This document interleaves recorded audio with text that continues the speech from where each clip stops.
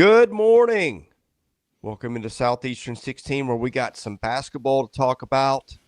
We had 3 games last night. Oklahoma in the nightcap. Boy, if you didn't stay up for it, you missed out. We got Alabama going to North Dakota, making it closer than it should have been.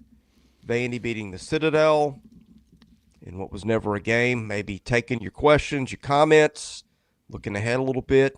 Maybe Max Barr and Blake Lovell will offer their opinions on drones. Who knows? You never know what we're going to get here at Southeastern 16. I guarantee you we are not getting that on Southeastern 16 SEC basketball live stream on Thursday morning. I can guarantee you that's not going to happen. So may not be able to guarantee anything else, but that I can guarantee. Yeah, we're not bringing in the bots here. So I was waiting just for having a little fun off the jump, a little holiday humor. But in all seriousness, Max, your guy last night, Jeremiah Fears. If you hadn't seen the highlight yet and how Oklahoma won that, you got to watch it. My 10-year-old son was watching it on the carpool to school this morning because he had to see it too. What an amazing performance by Oklahoma, which is one of still 3. And what are we at 4 or 5 unbeatens nationally now? I think it's 5, right? Drake's 4. still in there, and who else? Or is it 4? 4. Okay, 4. 3 SEC teams and Drake. Yep. Yeah, it's I don't even know what to say anymore. We come on every day and it's the same story as it was yesterday. It's ridiculous. We got Zach, new member. Mm-hmm. Yes. Welcome, Zach. Zach was I was talking to Zach last night, talking about the Oklahoma game. He was watching that, could not believe what he saw. The ending of that Oklahoma-Michigan game. Mitch is here early. Mitch, good morning. Everybody's in here. We got Christian, who is maybe here, but not so happy to be here. We'll get to Christian, the you won. There's at least that. Hey, hold on. Listen, 44 MSU 44. Don't you worry. We're gonna have lots of thoughts on Mr. Eaglestaff coming up here in just a bit. We'll get to that after Oklahoma. Don't worry. I got a lot of thoughts on Eaglestaff, so don't worry. All right, Oklahoma Sooners put out a tweet. Believe it was about 3 minutes left. I was like, this Jeremiah Fears, is he the best freshman in the SEC? Is he? Trying to spark a little conversation. People are saying it. Get some people talking about the Sooners. I know somebody's been saying it. Who is Someone's that? been saying it. Someone. Who is it, Max? Can you tell me? Someone picked him freshman of the year. But what I'm trying to get at, it was funny. I put that tweet out, and he had like 2 straight turnovers or something right after. I'm like, I didn't mean to jinx you, Jeremiah. And then all things wiped off. 4-point play. Was it a 4-point play? Was it just a tough 3? Was there a foul there? A little bit of a debate. Foul was called. Can't change the call. 4-point play. What a shot by the kid who just turned 18 in October, guys. Just turned 18. Ridiculous. Yeah, I mean, the Sooners, some of us here on this show, we believed in the power of the undefeated Oklahoma Sooners. Some of us did not, Max, as we know. But the SEC just keeps on doing its thing. 11-0 now for Oklahoma. Remarkable. And I've seen some people pick on Oklahoma about, they're not. Look at their schedule, right? 255 non-conference strength of schedule. That's not, the greatest, but look, I mean, we keep saying you're beating everybody in front of you, and that has to matter. This was probably their biggest win of the season to this point. I mean, you could argue Arizona's 5-5, right? So I don't think that necessarily qualifies anymore. But I still think this. Yeah, I mean, I still think this Michigan team is probably the best team they played. I know Michigan lost to Arkansas, but I just, I still think this Michigan team has a pretty good ceiling with Dusty May in this, first year and all that. So I think this is a good win for Oklahoma. And like I said, it just keeps adding to just the overall metrics and the numbers for a team like Oklahoma and the rest of the SEC. I think it's what we keep saying. You have to put it within the context of this is only helping the SEC when Oklahoma wins a game like this and stays unbeaten, because now Oklahoma, barring just, a likely 30-plus point upset in their next 2 games against Central Arkansas and, you guessed it, Prairie View A&M, they're going to go into SEC play unbeaten, right? And so, picking up a win like this, still having some of these wins that I know are against teams that their record is not going to just completely wow you, but the metrics don't hate these teams, and that's the point. Like, it's not just looking at the overall record and saying this team, okay, again, like in Arizona, right? But the numbers still don't hate Arizona, and so that's going to be an okay win for Oklahoma, and all that. So, yeah, I mean, Jeremiah Fears, what else do you say? The dude's just a complete gamer. He, he just steps up time and time again, and the three-point shooting, as Max talked about this summer, just continues to be something where when you look at it in a game like this, they're now shooting 37% on the year, but they shoot 48% from three in this game. Oof. And that's going to be the weapon, I think, for Oklahoma that makes them such a dangerous team, just outside of the fact that they're unbeaten still. But just being able to have multiple guys, right? 3 guys make 3 threes in this game. Just having these different guys who can step out and be consistent and make shots, man, they're gonna be a lot of fun to watch. And again, they are fun to watch now. But I think when you get them against some of these SEC teams and the matchups, they're gonna be a lot of fun to watch. So, Blake, what would you say the odds that Oklahoma would make the NCAA tournament after last night would be? Now, if I were a betting man, I would think that you're setting me up for an ad read, Chris. What? But I'm not a betting man. However, I will do what you are setting me up to do, and that is, of course, tell you about our friends at BetOnline. Because if you would have bet on Oklahoma being 11-0 right now, there's no telling how many billion billions. Dollars. Some people. No, yeah. I think it's more than that. To be honest with you, yeah. I'm not going to lie. I'm not a math guy, but I think you would have won more than that to this point if you would have bet on them being undefeated. You can go get your Oklahoma National Championship futures right now, folks, and you can do it at our friends at BetOnline because they are the world's most trusted betting platform. Your number one source for online betting, from the earliest odds to in-game live betting. BetOnline provides you with all the action and ability to watch the games as they happen. Largest selection of odds on everything from football, who cares? The NBA, who cares? College basketball, we care. NHL, who cares? UFC, Max Barr cares. Head to BetOnline today, and don't forget to use that promo code BELIEVE, B-L-E-A-V. We're just kidding. Go bet on all those games. I'm not telling you to bet on everything, but be responsible with your money here. But BELIEVE, B-L-E-A-V, for your welcome bonus on your first deposit. BetOnline. The game starts here. I thought somebody asked me yesterday, like, if Oklahoma loses this game, does it damage your opinion of the Sooners? I said, I don't think it will, because I think it's a bad matchup for them. They survived Oklahoma's 2 starting bigs combining for 41 and 10, which I thought that's where Oklahoma was weak. And I said, look, if Oklahoma wins this game, to me, it that might mean more than any other games they played. I think Michigan's really good, guys. You tell me if I'm wrong. I think that Michigan's a team that can make a deep, deep run into the NCAA tournament. Just, it's going to be a team that you don't see a lot of what they bring to the table. Again, it hit Oklahoma where it is probably the weakest. And the things that I like, it not only survived what I thought was a bad matchup, but it's got 2 things. It's got a go-to guy now in Fears. And you've got complementary pieces that can knock down threes and take the attention off him.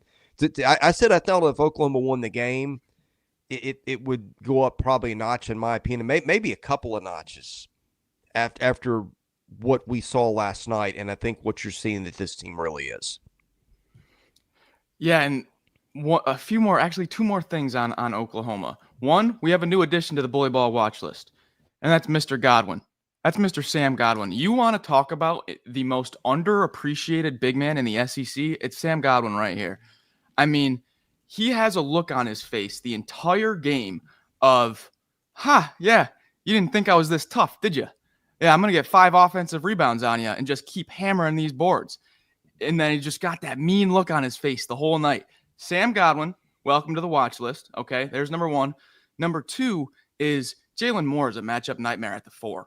I mean, he's kind of that X factor where they've got all the shooting, right? They've got some good offensive rebounding, but when they needed a bucket in the half court and maybe that first or even second, kind of dribble drive was kind of shut off, it's Jalen Moore time. It's Jalen Moore time. And then he would go to work. So is Oklahoma a top 10 team in the country? I don't know. Are they 36th like Ken Pom has them? I think they're much better than 36th, maybe somewhere in the middle. But man, you got shooting, you got a matchup nightmare at the 4, and you got some bigs that are not afraid of anyone. I like this team a lot. Yeah, I think Moore's the guy that's not being talked. Like we talk about, I mean, our guy Garth Glitzman they made the decision at the league office this year to make these SEC teams 5 players. I wish they would have. I mean, look, I'm all about the tradition. I've been pushing getting it to 5 for years now. But this year, I'm like, can we please go back to 9 just for another season? Because I want to give all these guys, all SEC awards. Because I keep thinking, okay, Moore's got to be in there somewhere, right? So far, you got to put him in that mix. You got to put Fears in the mix, and you just keep going down the line. My goodness, what an all-star team you could field here in the SEC. But yeah, I mean, I'm with you. Like, you just think about sort of the way the responsibilities of each of these guys is coming together. Like, you're defining these different roles for this Oklahoma team, and that's what's worked so well to this point. And I kind of like the fact too that they're not, and this isn't a knock on anyone else, but I do like the fact that they've been in some close games and they found ways to win those close games. We talked about that stretch during Thanksgiving, where they won all 3 of those games. What was it by a combined? I don't know. It was like 12 points or something like that. Yeah, they beat Providence by 2, Arizona by 5, Louisville by 5. And now they win a game like this where it's a little dicey there down the stretch. You wind up winning it, basically right at the buzzer. I mean, essentially on a play like that. So, yeah, so I like the fact that they're just finding ways to win all these games. Are they going to go unbeaten the rest of the year? No, they're going to lose some of these games. But I think I keep saying you build up that confidence where you're not just beating teams by 30 and then all of a sudden you find yourself in a close game and it's like, what do we do? No, they built up some, kind of repetition now to where they just find ways. And so, yeah, you've won 4 games to this point by 5 points or fewer. And I like the way this team's playing. And I mean, you look at the start of their SEC schedule. It's like we could do this for everybody. But they started Alabama on January the 4th, right? Which we're going to talk about the Tide here in a second. But started Alabama, home against A&M, at Georgia. There are no easy games, but it's just remarkable the way this thing is set up so far. Yeah, Glenn Taylor Jr. stepped up last night too. I don't think that's a guy we've talked about at all. Big Oregon State transfer. Gave him a little bit of everything last night. I thought it might be a Luke Norweather game. He's, I guess, their biggest guy who plays. He and Wagay, who didn't give them anything last night. And so you needed, in that instance, somebody else to step up and give them something, and he was the dude who did. All right. Anything else, Max, on Oklahoma? No, I mean, looks like we're going to be undefeated going into that game on January 4th at Alabama. So, man, right now Ken Pom's got that as a 7-point game. Wow. All right. Speaking of Alabama. The Tide. Go ahead, Chris. You give your intro, and I'll give you mine after you finish. Christian's excited. Christian's excited, guys. Number one, it was the guys that you would expect to deliver Alabama down the stretch. Nelson and Sears had either big buckets. Nelson had maybe the biggest play of a game with the rebound, I think, off an offensive board off a free throw. Was hearing it a little bit from the student section because he played at North Dakota State, which is their big rival. I think he gave them a horns up at one point. And then there was Trace and Eaglestaff. That's a whole other discussion. All right. So I'd like to apologize to the Fighting Hawks of North Dakota. All right, for starters, because I said that they were potentially, looking ahead to the South Dakota School of Mines, the Hard Rockers, which I found out on the Alabama pregame show last night is the mascot of the South Dakota School of Mines. They're the Hard Rockers. But it turns out that North Dakota don't care about nothing but the Tide. Nice. Because they were focused, they were locked in. Eagle staff was ready to go, and my goodness, what a display! I mean, look, we'll talk about the Alabama side of things in a second, but let's everyone take a second to to focus on Trayson Eaglestaff here, who, by my calculations, could be playing at one of 16 schools next season. And they all happen to reside in the SEC. One may reside in Tuscaloosa after last night. My goodness. Yeah. I think if you're looking for a nice pickup in the portal, we may have to go to our friend Evan Miyakawa's website and see if we can put together a 5-man lineup with Trayson Eaglestaff in there and see what that looks like. Because I bet it's going to look pretty good. I mean, listen, that to me is the kind of guy that I could just watch all the time. I mean, the way he just plays, like, guy just going out, no fear whatsoever. We talked about Jeremiah fears. This guy has no fear right here. Like, he just goes out and he says, you know what? I don't care. I'm going to find a way to pull up a three. You guys are going to be jumping all around, and I'm just going to go take a smooth three somewhere and put all the pressure on the Tide. So we got to give him his props. But the next part is, when Grant Nelson's eligibility runs out, which is that going to be this year, I assume? Who knows these days? Well, that's what I was trying to figure out.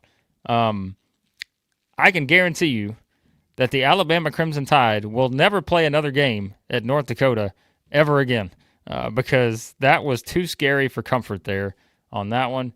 But, hey, a win's a win. You'll take it. Unfortunately, when you only win by 7, the Power Rankings Committee has to consider what that means for you next week. But nonetheless, Grant Nelson, a huge offensive rebound late. That offensive rebound he got off I don't remember the exact setting, but he just made a couple big plays, right? I think it was on defense, then he comes back, gets a big offensive rebound. So he was kind of the deciding factor there down the stretch. But a scary game here for the Tide. They wind up winning, but yeah, a little too close for comfort for some Alabama fans, as we see in the chat. So take a look at this. C-Rob in the house. You guys think we only went up there just for Grant? Coaches knew about Eaglestaff and eyeing him That's for what next I was year. wondering. Cool story NATO's about playing Eaglestaff. with chess. Yep. Yep. Cool story about him. He wears 52 because that is the number his great-grandfather wore for North Dakota. Little family, keeping the family tradition alive. I thought he was just calling a shot heading into the Alabama game. I thought he was just saying, you know what, I'm wearing 52 tonight because I'm going to go out and score 52. I mean, I don't know, but yeah. No, but there were some incredible shots there, and he just looked so smooth in his pull-up game also. So we'll be seeing more of him. Off to the Tide here. That first half, I just didn't know what was going on with the rotations and the substitution patterns. I think it was Seth Greenberg in the post game. He was like, Coach Oates has got to get this rotation down. They're just kind of throwing different stuff at the wall. Played 11 guys. He's got to get that down to like 8, 9. And so even the national guys, just in the quick, ESPN post game, they're recognizing it. So I know it's tough with the Millette coming in, Reitzel going out, Youngblood coming in. You're all, a lot of moving pieces here, but this team is still a work in progress. They're top 10 in KenPom, but they're very much a work in progress. How can you criticize them for that? They lose Reitzel, who's a key part of what they're doing, and then they get back Youngblood and take the red shirt off Millette. Like, what other options? I guess if they put, if their starting 5 goes on a 20-0 run off the jump, then maybe you ride with those guys. But I don't know. Seth Greenberg knows a lot about basketball, a lot more than I do. But that seems a little. I don't know. What are you supposed to do here? The composition of your roster, and what you thought you had coming in the season, what you thought you had 3 weeks ago, what you're doing now. Those are completely different discussions. No, you're not wrong. And you kind of saw down there at the stretch, like last 5 minutes, that rotation tightened up. It became Sears, Philon, I believe it was Millette, Mo D, and Grant. That was kind of the lineup that stuck with it through the end. Hey, good problem to have in December. You got too many guys to play, and you're figuring out how to make them all fit. So, a good problem to have, but that was definitely a factor there in that rough first half. Yeah, I said on the Alabama pregame show, I said I think Alabama's going to be able to score 100 here. They almost got there.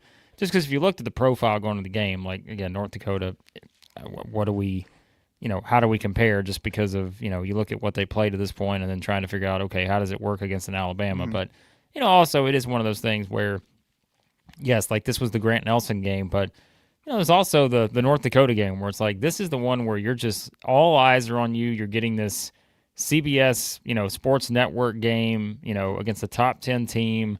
You've got a guy who can just go off at any time. It just it is one of those. I mean, look, right? It's how many other teams are playing at North Dakota?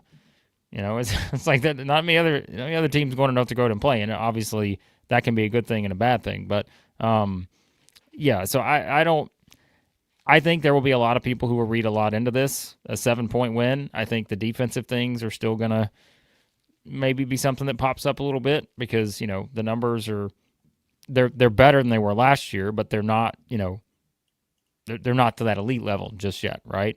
And so I don't know that they will get there, but as we always say, Alabama's just so good offensively that they don't have to be a top 5 defensive team to get to the Final Four, as we learned last year. So if they can just be good enough to where they're just outscoring teams, then that's the name of the game, right? But will some of those things defensively pop up? The fact that they just don't force a lot of turnovers, will any of that kind of pop up? In SEC play, when you start playing these kind of teams, sure, I think that'll definitely be the case. And if we look up and say, all right, Alabama lost that game because of X or Y, it's probably a couple of those different things, right? Maybe the shots just aren't falling. They're 31.8% from 3 this year. Now, that's not great. And so you have a bad shooting game, combine that with a struggle defensively where, a guy or two goes off on the other side. Will it cost them a game or two? Maybe. So I don't know. I get it. They were a huge favorite in this game, but this was one of those just weird games where it's like, why they're playing this game. Not many other teams are taking a game like this, knowing there's really not a lot to gain. But, they find a way to win on to the next one. And they don't play another road game until, January 8th at South Carolina. So Kent State, South Dakota State, boy, it's not the Mines, it's not the Hard Rockers, but they got South Dakota State, the Jackrabbits, coming up on December 29th. And then they got Oklahoma, as we said, to start SEC play. So, yeah, that's what's next for the Tide. I think Zach nails it right here. Alabama's defense has a valid concern, but that was also North Dakota's the biggest game they're going to play all year. I think it's very accurate. Big Cliff, only 14 minutes, 1 point, no blocks. A little bit of a concern there with Big Cliff. Thought he was going to come in and be an absolute force. Block rate is actually cut in half from last year. Last year he was at 12.7% of a block rate. That was 3rd in the nation. Right now it's cut in half at 6%. So Big Cliff taking a little bit of time to get acclimated to the Tide here. They're going to need him to step up. I don't know. I can argue that concern is a little overblown. I think if there's 2 teams right now that have got an excuse for not being fully formed, it's Alabama and Arkansas. They're both super talented. They both got a lot of guys. And Oates' teams have done this sometimes. Like sometimes they're really elite defensively.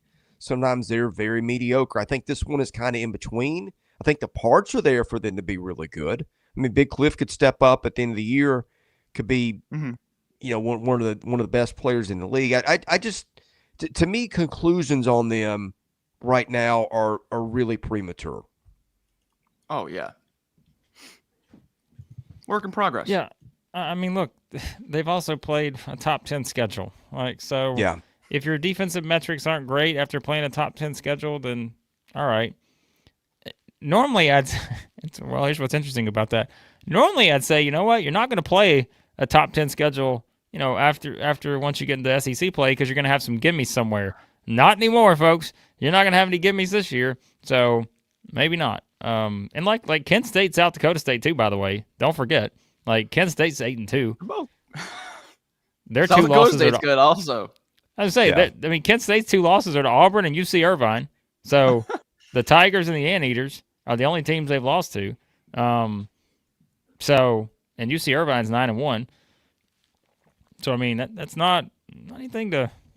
It's not going to be easy, I don't think. But hey, this is why we say it every year. Why does Alabama schedule as tough as they do? Why does Auburn schedule as tough as they do? Keep going down the line. It will benefit them. This year is going to be, an interesting test because they're playing these tough schedules, and now they're about to play in the toughest SEC in the history of the conference.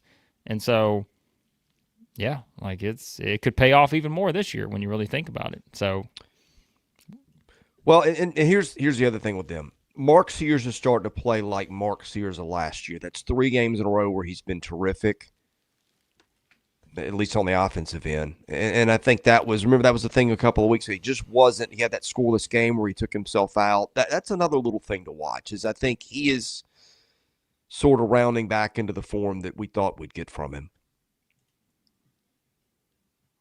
Yeah. Agreed. All right. Let's quickly talk about the Commodores and then return it over to the people. Because we got a lot of SEC-related stuff we got to talk about. The conference as a whole. We got a lot of comments we got to get to. We got to talk about a big announcement for our It Just Means More members. Zach's already joined this morning. We got a big announcement coming for you guys. We might also tease something else we got coming for you in a couple weeks. But we'll get to that here in a few on this show. All right, Commodores beat the Citadel unmercifully. 105-53. They're in Nashville, Tennessee. And I don't have a lot to give you on this one. We said the Citadel coming in was one of the worst teams in the country statistically. And, yeah, I mean, Vanderbilt just kind of took care of their business here. And, I mean, Devin McLaughlin continues to be just one of the most efficient, effective players in college basketball right now. And I'm not even joking about that. You look at the ratings, like he's one of the top like rated players when you look at the individual performance ratings and all this kind of stuff. So he continues to do his thing. Oh, by the way, Tyler Tanner still with 0 turnovers on the season. That's a stat I follow every single game. I just like to make sure that this guy's never going to turn the ball over, and he didn't again here. Just think about that, though, right? Like, I know this is one of those just weird stats, but he's played 20 – I think he's played 19 or more minutes in all but one game this season, and he has 0 turnovers. Not a single one. Remarkable efficiency there. Anything else you guys want to add? I mean, this was just kind of, again, we expected a blowout game and kind of was. Chris? Yeah, first of all, McLaughlin's 10th in the country in offensive rating at KenPom. Was number 1 in the SEC last week. Hadn't checked it this week. He's number 1 in college basketball reference. He's the best in the SEC. Man. Yeah, I don't think a lot of people talk about him probably outside this show. Edwards gave them 19 off the bench. I'm looking up Tanner to see the stats because I wonder if anybody's ever done this before. And I'm going to make sure I got the numbers exactly right. He has played – oh, good grief. Where's the totals? Well, he's got to be close to 250 minutes, right? I mean, he's got to be right there or close. I can't find the total on ESPN. But he's now had 23 assists, 28 steals, and no turnovers. I wonder if anybody's ever had like a combination of assists and steals of that number before they turned it over. I know that's a weird, but that's 51 assists and steals and no turnovers. That's incredible. I wonder if that's ever been done before. There's another guy in the SEC who does have a couple turnovers, but his are even more. I'm even more wowed by this guy. We'll talk about him in a second. But I think I know. There's another guy whose usage is higher. And he only has 3 turnovers on the season. I was looking this up yesterday, so I'm glad we got into this because I was curious if Tyler Tanner would keep the streak going. Of course he did. Come on. It's Tyler Tanner. But do you know that Josh Hubbard Oh man. Josh Hubbard has 3 turnovers this season. 3. That's crazy. That's to me, and I'm not knocking the Tyler Tanner stat, but like to me that's even more impressive, the fact that he only has 3 turnovers on the year. Because you think about how much the ball is in that guy's hands, and he's played at least 32 or 30 or more minutes like 9 times this season. remarkable stat too for that one. So, anyways, but we got off track there. But Tanner's numbers, when you really look into them, are unbelievable. His offensive rating right now on these are all KenPom numbers, so I'm not sure what reference or Torvik had or Mia has, but his offensive rating right now is 4th in the nation. His turnover rate is 1st. His steal rate is 2nd, and his 2-point field goal percentage is 8th. That's in the nation. That's not the SEC. That's in the nation. Yeah. 2nd highest steal rate in the country right now. You know the thing they're doing really well that I think, and I don't know if it'll translate because your guards in the SEC are a lot better. They're not a great defensive team, but they force a lot of turnovers between their guards. They get up in you, and they create a lot of easy buckets on the other end. They play point guards, you know. Well, they do, and they've got a little bit of an identity that's like if you can do that in conference play. I mean, I don't know how that's going to translate, right? Because you're not going to be able to do to Tennessee what you're doing to the Citadel. But I'm just saying they've gotten a lot of mileage. Like I don't think we had that on our bingo card before the years. Vanderbilt probably being up there in the country and at the top near the top of the leaderboard in steals, but they're getting a lot of their offense easily off that. Yep. Anything else we want to add on this one? I mean, the 50-point win. I don't think we have a lot to. Number 2 is steal rate at KenPom now, by the way, just to just check it. Austin, I just did a quick for the Commodores. Quick run through of the recent history for Vandy. I think this is their highest KenPom rating in 6 years, I believe. It's got to be. The highest rated Vandy team in 6 years right now. Well, they've already won more games this year than they won last year. That's wow. And it's not like their schedule last year was a killer either. So, well, again, I think Vanderbilt is one of those teams that I'm going to say this the wrong way. It's going to be taken the wrong way. Of course it is. There are going to be teams that fall off in SEC play because the grind is going to just completely destroy some teams, I think. Even as good as the conference is. And you guys can tell me if you think I'm wrong, but I think there are going to be a couple teams that go backward a little bit. But here's what I'm going to say about Vandy. They kind of have an interesting profile, and it reminds me of a team from a couple years ago. And I'm going to see if you guys can guess who that is. Now, the only difference is, I think, let me look at this. Yeah. The only difference is this team, well, Vandy's better defensively. They're not as good shooting the ball, but there are some things that just, they remind me a little bit of Missouri from a couple years ago, honestly.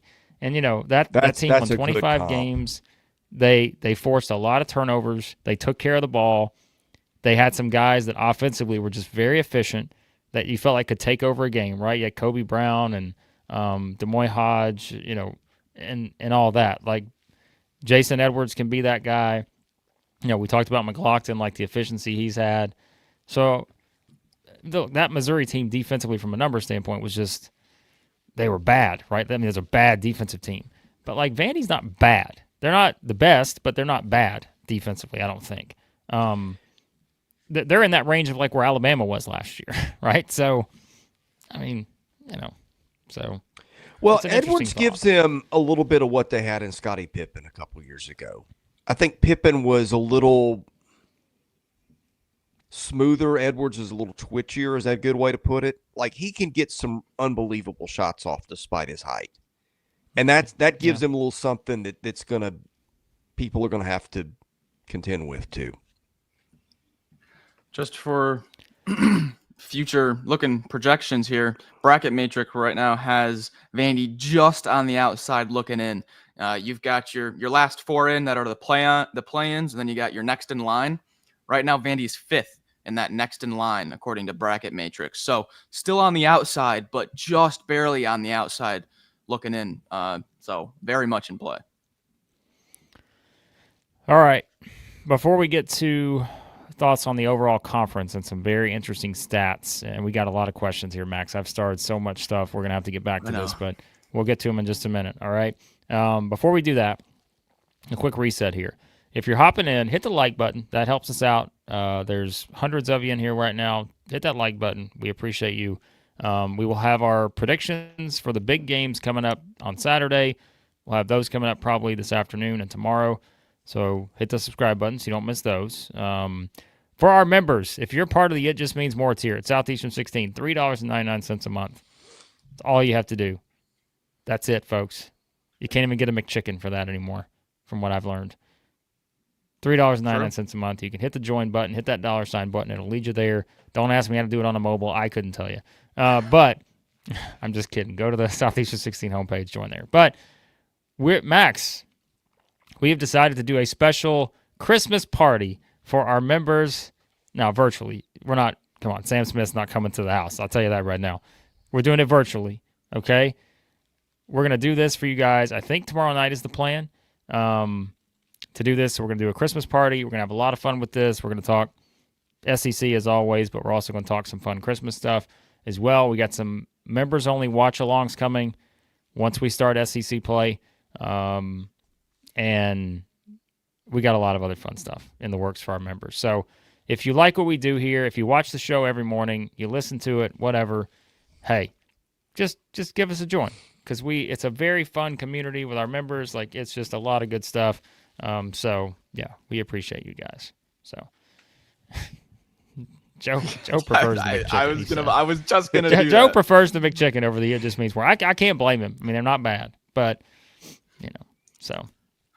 Anyway, Nobody right. It is not going to be a Patino style Christmas party. Oh man, I can guarantee you this is not the kind of content we provide behind the membership tier here on YouTube. Okay, we will not be providing you that. You can find that on many platforms elsewhere. It will not be that. So, all right, yes, let's quickly, before we get into the SEC as a whole, the Janai Broom injury update, which we talked about yesterday on the show. Yes, he will be back soon. Don't know if soon will mean Saturday, but he'll be back soon. So good news for the Auburn Tigers on Janai Broom. No surgery needed. So good stuff. Love to see it. Yeah. All right. Well, we will have a preview for Auburn and Purdue coming up. We will be doing that one. So, okay, let's get to hold on. We're going to get to your comments, but all right, I'm going to give you the stats. So I put these stats out on Twitter last night. It's everybody may have seen it. This thing's kind of gone wild, but all right. So the SEC has now played 175 non-conference games. 175. All right. Keep that number in mind. And we all know my math is always wrong. So I probably got some of these stats wrong, but we're close, okay? At least you just get close enough. That's all that matters. 97-2 in home games this season. The only two blemishes: South Carolina on opening night. 97-2, lost at home. I'm pretty sure, Chris. Don't hold me to that, but that's the number I came up with. Okay, when I did the math, I let Apple do the math on this one. So like they may have done a better job here. 97-2 in home games. South Carolina lost to North Florida on opening night. Texas lost to UConn. That's it. Now, you had some semi-home games in there. We don't count those. The SEC's record in December now, 53-4.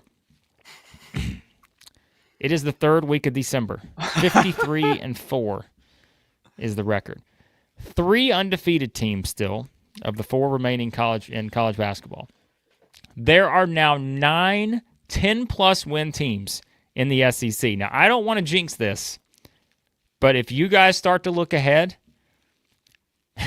I don't want to say it but you hear what I'm hinting at.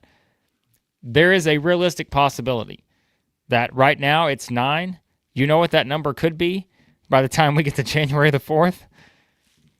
16. Oh, Chris. Oh, man, you said it. Come on, Max. What's he doing? He's putting a jinx on this. I'll tell you what I was thinking last night. Like I like,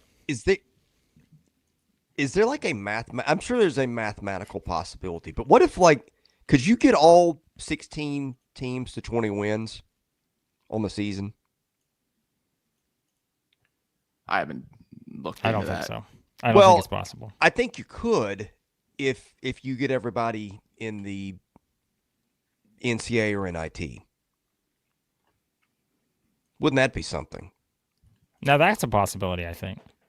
Yeah, regular season. I mean, I think it's mathematically possible. I'm sure it's not realistic but I was giving that some thought. I got some. What else what do you got, Blake? Well, no, I was going to say, I mean, that's why, like, we talk about, like, 15 of the 16 teams, 9+ wins right now. And South Carolina just beat Clemson on, Tuesday. They're not even outed into that. 15 of the 16 in the KenPom top 57. And now, did you know that with Vanderbilt and Oklahoma's wins, 12 of the top 40 in the net are now the SEC. Vanderbilt jumped up 15 spots. This is why, if you want to look at the net and decide whether you want to take it seriously or not, Vanderbilt jumped up 15 spots by beating the Citadel by 50. Because why? They try to tell us that margin of victory doesn't matter. Are you kidding me? They jumped up 15 spots. They just dress it up and they call it offensive and defensive efficiency. It is the same thing. Oh, yeah. Incredible. I'm for it, but I'm just telling you. So Jared Burson on Twitter is a law student right now. He puts out stats on college basketball that I don't know how he finds, but he had a few about the SEC last night. So the SEC is now 19-8 for 70.4% against the top 25. 19-8 against top 25 teams. He says, I know conferences didn't always have this many teams. I know they won't always play this many non-conference games, but this non-conference performance is such an outlier that it will never be matched. So he said that. And then he also noted some Jeremiah Fears stats that are that blew my mind last night. So Jeremiah Fears last night, first freshman with 30 points in a non-conference win over a top 25 team since 2018, when RJ Barrett had 33 in a win over Kentucky in the Champions Classic. Then, even to take it a step further, he's the last freshman with 30 points on 12 or less field goal attempts since Kyrie Irving in 2010. Zach is wondering, did anybody pick Fears as freshman of the year? I take my victory lap now. I fear that it was Max, as I texted him last night. I fear that it was Max Barr who made that choice. So, yes. Nonetheless, though, I started with that 19-8 against top 25 teams, guys. 70% win percentage against the top 25. Could you make an all-freshman team this year that rivals like a lot of our all-SEC teams some years? I mean, you got him, you got Ace Newell, you got Trey Johnson. Pettiford. Yeah, you could, definitely. You absolutely could. Yeah. Probably someone asked us a question about that. Oh, Nathan, putting us on the spot here. It was your first team all-SEC so far. My goodness, could you imagine trying to fill out a 5-man all-SEC team right now? I think there's one obvious choice. Maybe three. Broom. Well, yeah, I do think there are multiple. Walter Clayton, Broom, Zakai Ziegler. Make sure we're all in unison on that. Probably Hubbard. I was just going to say, can you leave Hubbard out? Hubbard. So then there's one more spot. We're going to leave somebody. We're just not thinking He probably doesn't play enough, but Chad Baker-Mazara is played at that kind of level when he's been on the floor and been a huge part of what they've done. I mean, Mark Sears was everybody's. I think Jeremiah Fears might be the guy. In all honesty, I think I'd probably may have to put him on there. But there are just so many options. Like there's just a few. Yeah. It's just there's so many. I think it'd be impossible to try to figure that out right now. I think by the way, sounds crazy, but Ant Robinson also sounds crazy, but that's another one. He has to be in that conference. He has to be. Yep. By the way, remember yesterday Nathan said he was betting on Oklahoma, and we said, "Slow down, Nathan, slow down." Look at this. There you go, Nathan betting all the money on Oklahoma. He came up a win. So yeah, don't listen to Chris on the betting. And yes, as Nathan teased everyone, don't worry.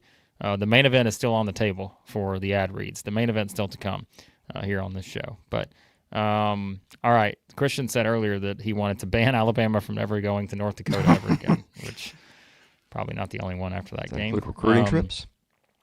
Well, that's all they needed. May have locked it up right there. So, all right, Chris, quick comments. We don't normally talk football here, but the Big D is back at Vanderbilt. Diego Pavia is back for another year of just, I know what you call it. The Diego way. It's going to open the floodgates for although you say he's going to going to deny it. The NCAA said that's kind of a one-off, but now every JUCO is going to get at least another year of eligibility. I'm hearing he may get 2, by the way, and I'm not even joking. There'll be another legal How old proceeding is he? next year. Does it even matter? He's older than you, I think, isn't he? I was just curious. I don't know. That was a genuine question. Well, he spent what? 2 years JUCO, 2 at New Mexico State, 1 at Vandy, or was it 3? I'm not sure. So what is he, 23? I mean, that's not that. I mean, I'm just saying because you've got guys way a lot older than 23. I don't know. I'm not the one to talk on this topic. I don't have my football stuff down. Yeah, I didn't even thought about that for basketball either. I mean, you got a lot of guys that played some JUCO ball. I mean, Chad Baker-Mazar spent a year at least at JUCO. Yeah. Think he'd get a payday at Auburn? Maybe. Probably. Hey, we got Speaking of football. Oh, shout out to the Football Guru. Great content. We appreciate it, Football Guru. We love the Football Guru loving the basketball content. How could you not? Right? All right. Let's see what else we've got here. Let me grab a couple of these. We've got Mars Jams is in the house. Oklahoma fan. Welcome, Boomer Sooner. Remember when the fans wanted Moser gone? Now we love him. Yeah. Hey, you got to let Porter do what Porter does. That feels like a really good fit to me right now. Because they're I think they're 16 and 16 in attendance. That was the whole discussion coming into the season was fit, and people were like, I just don't think he fits there with him. Like that was that's a great comment because that was the exact reason. Everyone was saying like, I don't know if it's the right fit with him in Oklahoma. Well, now it is. Well, here's what I mean by that, right? I don't think they're going to go out and get blue chip guy after blue chip guy. Now, I say that Oklahoma has had National Player of the Year type guys before, so maybe that's being too harsh. But I think they are 16 of 16 in attendance right now. That I would think that has maybe some correlation to appetite for basketball NIL, which is making the world go round. You're looking at a guy that kind of bad term here because it wasn't a thing at the time. Moneyballed at Loyola. Like he put together a roster of guys that stuck together, that were underappreciated, and made it work into a Final Four. I think at Oklahoma, I mean, Fears was like a top 60, 70 recruit, Max? Am I right on that? He wasn't like he wasn't a McDonald's All-American guy. Well, he was a reclass, so you always have those hesitations with the reclass right away. But he wasn't a guy that Duke was beating down his door, or North Carolina. Was that true? And that's my point in Oklahoma. I feel like you're going to have to kind of do that. And he feels like a guy that, based on his history, has been good at doing that. And he's doing it now. I believe it was Illinois who Moser stole Fears from. I believe. Okay. Might be wrong on that, but I think which is a bigger program than they are, but yeah. Get it right. He stole Jeremiah Ain't Got No Fears. That's the middle name, according to Travis here. I like that. I saw a few Jeremiah Tears for last night. Tears for Fears. Yeah. Okay, a couple more here, and then we'll get you guys any more comments. Super chats. We appreciate the super chats. Make sure to leave those as well. Nathan says he had to shave his beard for the company Christmas party at work, but he kept the Max Barr mustache. He probably got a raise, is what I'm guessing, out of that. So yes, quite possible. And that's why he hit the Sooners bet last night. Yeah. Luck of the mustache. That's it. Here's a loaded question from Fred here. What record is it going to take to win the SEC regular season this year? I got asked the same question yesterday, and man, I think there's a lot of ways you could go with this. Now we can bring up the Ken Pom projections and all this other stuff, but I think, I still think there's a good chance that one of these teams at the top wind up separating themselves. Auburn would be the probability choice right now, just based on the dominance, assuming Broom comes back and he's the same player he was before. Then, it's probably hard for me, even as good as the league is, to find 5 losses for Auburn anywhere. But will it happen? Maybe, just because the league is this strong. So I would be shocked if we're looking up and the winner loses 5 games.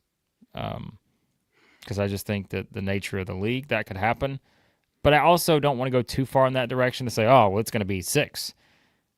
We say that every year, and I know it's a different season, but I could still see, like I said, an Auburn or one of these teams at the top just saying, hey, I don't care if this is the best SEC ever. We're about to show you, like, there's a reason why we're at the top. And they just find ways to win these games even against good teams. So if I had to pick a number right now, I'll say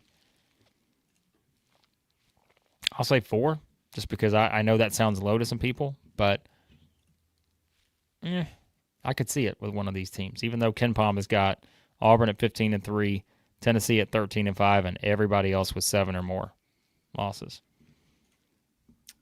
Yeah, when I looked through the schedules of the teams at the top, one of those teams, I think, one of those Tennessee or Auburn, they like Tennessee, for example, their 3 road games against the top are at Auburn, at Florida, and at Kentucky.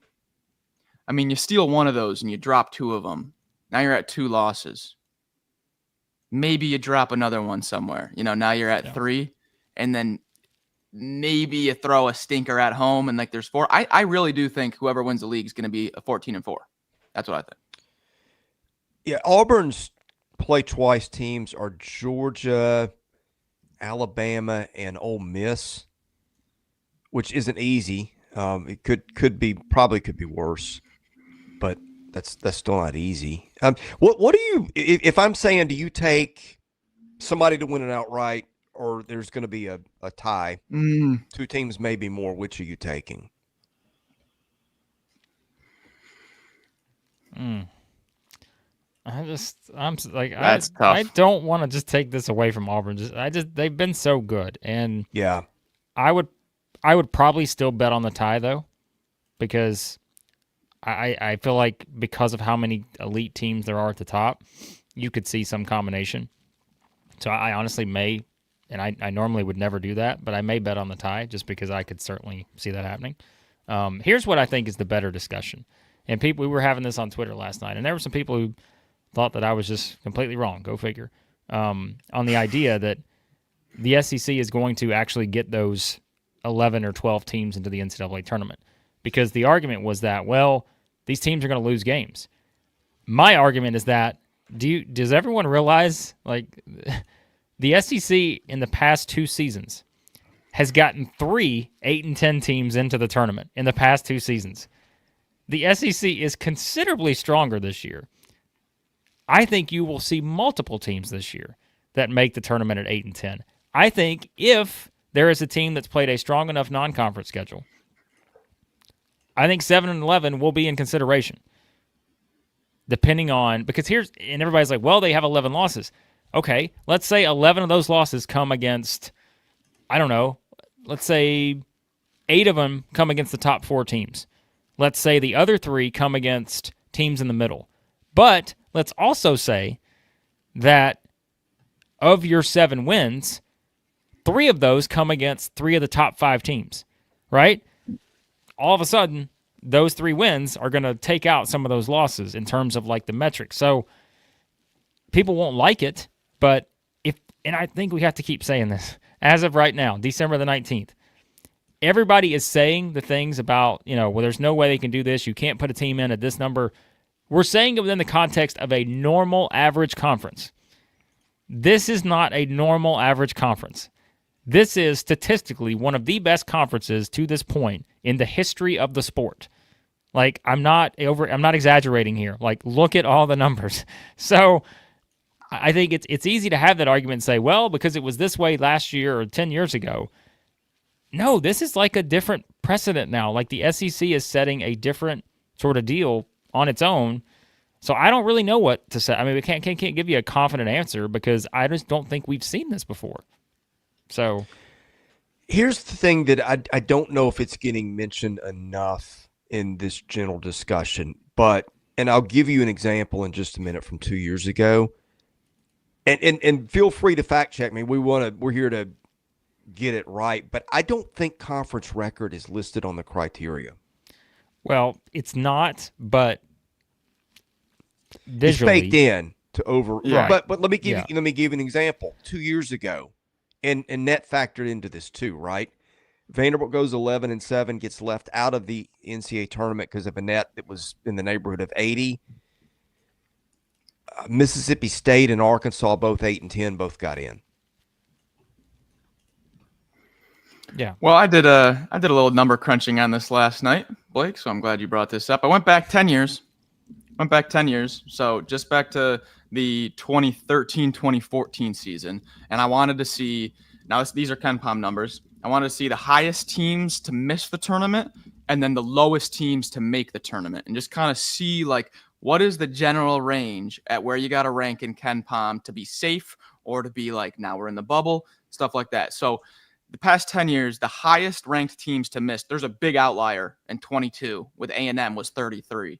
They were the highest team to miss. Other than that, the top five, it's like 44, 49, 54, 54. Those are right around that like mid 40s, mid 50s are those highest teams to miss. That's right where that would cap off at Vandy right now at number 15. And then the lowest teams to make it, Mizzou 23 was 57. Bama in 2018 was 57. So basically, it's like that mid 40s, mid 50s is that cutoff where you might make it, you might drop off. Right now, that's 15 of the 16 SEC teams. And then Blake, I'm glad you mentioned the conference strength, because everybody keeps saying one of the best leagues of all time to this point, one of the best leagues, because you don't want to go out there and say it is the best. Well, that's where I'll come in and throw myself, to the pitchforks. This is the best to this time, because when you look at that 2004 ACC that everybody brings up the counter argument in, 9 teams in that league, but the top 7 were all top 26. So that everyone's like that top 7 is unbelievable. Guess what the top 7 of the SEC is? Oh, they're all top 26. So the top of the SEC is the same, if not better, than the top of that ACC. And then there was only 9 teams at ACC. 8th team is 66th. Okay, huge drop off. The 8th team in the SEC right now is 28th. So if you want to come blazing at pitchforks with me for saying this is the best of all time, you're gonna have to compete with the numbers, because right now this is the best of all time. Yeah. And one of those top 26 didn't make the NCAA tournament. Florida State was 6-10 in conference play and didn't make the tournament that year. There you go. And Max, there's one more piece to the puzzle here that is part of what you're saying. When A&M didn't make it 2 years ago, which I thought was awful, that was the team that lost 8 games in the league early in the year, caught a heater, came to Nashville, won 3 in a row in the tournament. The committee, if this doesn't change, the last few years, the committee just has not given almost any consideration at all to what you do in the conference tournament. It's like they want to go in, they want to have their stuff done ahead of time. If you win the thing, then you get in.